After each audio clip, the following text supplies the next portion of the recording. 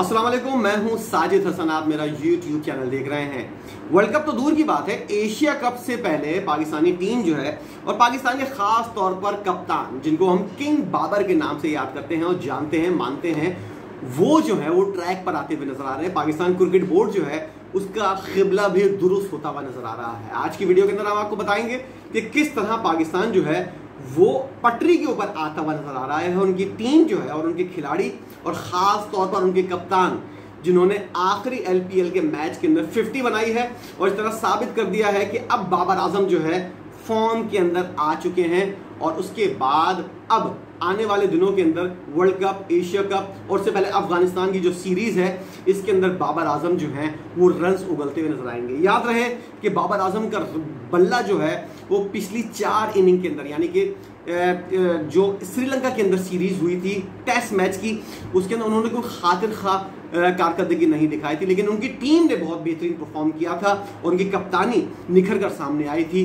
तो उनको जो है वो इतना ज़्यादा नज़रों में नहीं आई थी उनकी इतनी परफॉर्मेंस, लेकिन लोग सोच रहे थे कि बाबर आजम जो है वो इस सीरीज़ के अंदर, ख़ास तौर पर मैंने भी सोचा था इस सीरीज़ के अंदर बाबर आजम जो है वो कुछ ऑफ कलर नजर आए थे। लेकिन अब LPL के दूसरे मैच के अंदर बाबर आजम ने, जब डिक वेला जल्दी आउट हो गए थे, बाबर आजम ने जिम्मेदारी का मुजाहरा किया।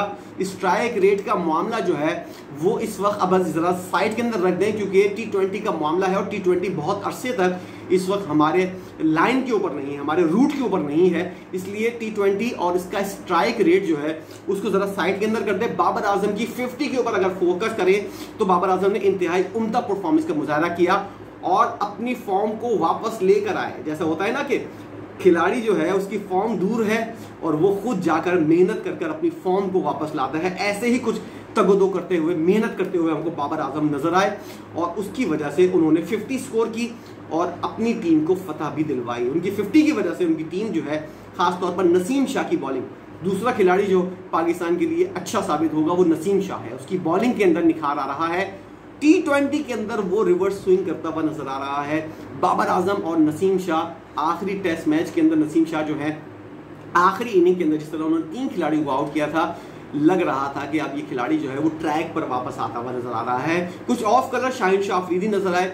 लेकिन अगर मैं आपसे बात करूं कि वसीम वकार के दौर की और इस वक्त के क्रिकेट के दौर की, वसीम वकार साहब जो क्रिकेट खेलते थे उसके बाद उनको फ्रेश होने का, आराम करने का बहुत ज़्यादा मौका मिलता था। तकरीबन 1 महीना या 1.5 महीना जो है वो हर सीरीज़ के दरमियान, तकरीबन 2 महीने, 2.5 महीने भी हो जाते थे कि सीरीज़ के अंदर गैप्स आते थे। वनडे होती थी, टेस्ट होता था, T20 इतनी ज़्यादा नहीं थी, इसलिए खिलाड़ी जो है वो एक टूर करते थे या कोई ट्रायंगुलर सीरीज़ खेलते थे, उसके बाद गैप आता था, अपने आप को रिलैक्स करते थे, घर के अंदर इधर मौज मस्ती वगैरह करते थे।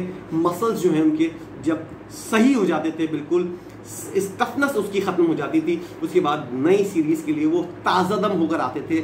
और ताज़ा दम जब आप होते हैं तो आपकी परफॉर्मेंस निखरती है और आप विकेटें भी उसी तरह हासिल करते हैं अपनी अच्छी परफॉर्मेंस की वजह से। आज क्या सूरत हाल है, नसीम शाह और शाहिन शाह अफरीदी को मैं वसीम और वकार की पोजीशन के ऊपर अगर मैं रखूं, दोनों वो पुराने वाले जो है वो तो लेजेंड है। ये लेजेंड बनने के लिए अगर कुछ कोशिश करेंगे, उनके लिए आड़े क्या चीज़ आ रही है, इनकी आड़े आ रही है T20 क्रिकेट। अभी आपने टेस्ट मैच खेला है, उसके अंदर खिलाड़ियों ने जान मारी है, कितना टफ टेस्ट मैच का शेड्यूल होता है। उसके बाद खिलाड़ी किस तरह, उसकी फौरन बाद जो है वो नसीम शाह और शाहिन शाह अफरीदी और दीगर खिलाड़ी जो हैं वो लीग्स के अंदर चले गए। ज़रा सा भी गैप्स नहीं आया, 1 हफ्ते का गैप भी नहीं आया। उसके बाद ये खिलाड़ी उठ के जाएंगे, अफगानिस्तान के खिलाफ सीरीज़ खेलेंगे, उसके बाद जो है वो सीरीज़ ख़त्म होगी, एशिया कप आ जाएगा। एशिया कप के बीच में भी और वर्ल्ड कप के दरमियान भी कोई ना कोई पाकिस्तान क्रिकेट बोर्ड तैयारी कर रहा है, किसी ना किसी तरह कोई सीरीज़ रख लें। श्रीलंका के साथ या तो हो सकती है, फिर साउथ अफ्रीका के बारे में बात हो रही थी, उसके बाद वर्ल्ड कप आएगा। ये तमाम खिलाड़ी जो हैं ये अगर मुसलसल खेलेंगे, 1 महीने का गैप भी नहीं आ रहा, हफ्तों का गैप भी नहीं आ रहा, तो इन खिलाड़ियों के मसल्स क्या, इंसान है, रोबोट है, ये कोई पेंटियम कंप्यूटर नहीं है या फिर कोई ऐसा जादू नहीं है इनके पास कि जिसकी वजह से अपने मसल्स जो है इनको आराम कर सकें, आराम करवा सकें या फिर खुद जहनी तौर पर और जिस्मानी तौर पर अपने आप को रिलैक्स कर सकें। क्या करेंगे ये लोग, या तो ड्रॉप होंगे, टीम से ड्रॉप होना चाहते नहीं है क्योंकि दूसरा खिलाड़ी जो है वो जगह ले लेगा, और दूसरा ये कि टीम का रिदम भी टूटेगा। तो फिर इन खिलाड़ियों के लिए उस दौर के वसीम और वकार के ज़्यादा मुकाबले में ज़्यादा परेशानियां और ज़्यादा टारगेट जो हैं वो ज़्यादा टफ हैं। इसलिए इन लोगों के मामला जो हैं वो इंजरी होने के ज़्यादा चांसेस हैं। जैसे कि हमने नसीम शाह को देखा था, पाकिस्तान ने उनको जो है वो अनफिट करवा कर ही छोड़ा था, और मैं वीडियो बना कर थक गया था कि नसीम शाह को आप आराम करवाएं, नहीं तो ये आपको अनफिट होकर बहुत बड़ा नुकसान पहुंचाएगा। और वही हुआ, T20 के फाइनल के अंदर ये लड़का जो है वो अनफिट हुआ, उसका पूरा नुकसान जो है वो पाकिस्तान को भुगतना पड़ा। अगर नसीम शाह अनफिट नहीं होते, पाकिस्तान के पास एक ट्रॉफी होती इस वक्त। नतीजा क्या निकला? नसीम शाह को आपने खिलाया जिम्बाब्वे के खिलाफ, नसीम शाह को आप खिला रहे बांग्लादेश के खिलाफ, अफगानिस्तान के खिलाफ नसीम शाह खेल रहा है, टेस्ट खेल रहा है, T20 खेल रहा है, वनडे खेल रहा है। आपने रगड़ के रख दिया इस बॉलर को। नसीम शाह के अलावा आपने किसी और को तैयार नहीं किया। क्या हुआ? नसीम शाह एन टाइम के ऊपर आपको वर्ल्ड कप के फाइनल के अंदर अनफिट होकर आपको एक ट्रॉफी से दूर कर दिया। आप एक ट्रॉफी से दूर हो गए। इसके बावजूद भी आपने कोई सबक नहीं सीखा है। आप इन खिलाड़ियों को उसी तरह यूज कर रहे हैं। अगर आप नहीं कर रहे तो ये खिलाड़ी अपने आप को खुद यूज कर रहे हैं। इसके लिए कोई तरीक़ाकार होता है। कौन सा खिलाड़ी कितनी देर आराम करेगा? जैसे कि ऑस्ट्रेलिया इंग्लैंड के अंदर हो रहा है, Pat Cummins, Mitchell Starc, Hazlewood हर मैच नहीं खेल रहे होते, उनको संभाल के यूज करते हैं। इसी तरह स्टीवर्ट ब्रॉड जो रिटायर हुए हैं उनको भी, और जेम्स एंडरसन को भी, सब खिलाड़ियों को लोग आराम से यूज करते थे, हर फॉर्मेट नहीं खिलाते थे, एक तरीक़ाकार के हिसाब से चलते थे। आज देख रहे हैं कि जेम्स एंडरसन जो है वो बच्चे से जवान हो गए, उसको देखते हुए, मैं खुद उसको देखते हुए इतना अरसा हो गया है, और लोग आए उसके साथ खेले और रिटायर हो गए, लेकिन वो अभी तक चल रहा है। क्या वजह है इसकी? अपने आप को सही तरीके से, और उनका क्रिकेट बोर्ड और अपने आप को सही तरीके से यूज कर रहे थे। पाकिस्तान के लिए अच्छी खबर यह है कि बाबर आजम जो है वो फॉर्म के अंदर आ गए हैं, नसीम शाह जो है वो अच्छी विकेटें ले रहे हैं, शाहिन शाह अफरीदी, मोहम्मद रिजवान और दीगर खिलाड़ी जो हैं वो अच्छी फॉर्म के अंदर चल रहे हैं। अब पाकिस्तान को क्या करना है? गुड न्यूज़ ये है कि पाकिस्तान को जो है सऊद शकील जो है और अब्दुल्ला शफीक जो हैं और आगा सलमान जो है, ये 3 खिलाड़ी ऐसे हैं, इनको मिडिल ऑर्डर के लिए अगर आपको वनडे फॉर्मेट के लिए रखना है तो इनसे बेहतरीन ऑप्शन जो है आपको नहीं मिलेगा। इनकी फॉर्म भी लगी हुई है और ये लोग टेम्परामेंट रखते हैं वनडे खेलने का। ये T20 मैच नहीं है जिसकी वजह से आप इनको बिल्कुल ही अलग कर देंगे, यार ये तो टेस्ट के खिलाड़ी हैं। ये वनडे फॉर्मेट है, उसके अंदर बेशक आप थोड़ा सा स्लो चलें, लेकिन जिस तरह इन्होंने, इन खिलाड़ियों ने साबित किया है श्रीलंका के अंदर तेज खेल कर कि भाई तेज भी हम खेल सकते हैं। एक सेशन के अंदर सेंचुरी करना आम बात नहीं है, आगा सलमान ने वो करके दिखाया है।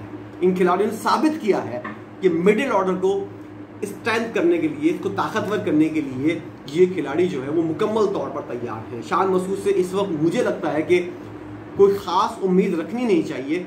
इतने अच्छे खिलाड़ी जब आपके पास मौजूद हों तो फिर आप ऐसे खिलाड़ी को जिसकी फॉर्म भी नहीं है, बेशक आखिरी मैच के अंदर, आखिरी इनिंग के अंदर उन्होंने 50 स्कोर किया है, लेकिन रिलायबल खिलाड़ी नहीं है। इसलिए अब पाकिस्तान को जो है वो बहुत ज़्यादा तरीके के साथ बेहतरीन ऑप्शन पाकिस्तान के पास आ गए हैं सिलेक्शन के लिए, और पाकिस्तानी टीम जो है वो एकदम बेहतरीन सिलेक्शन करेगी। और सिलेक्शन कमेटी का ऐलान भी कल मुतवक्के है।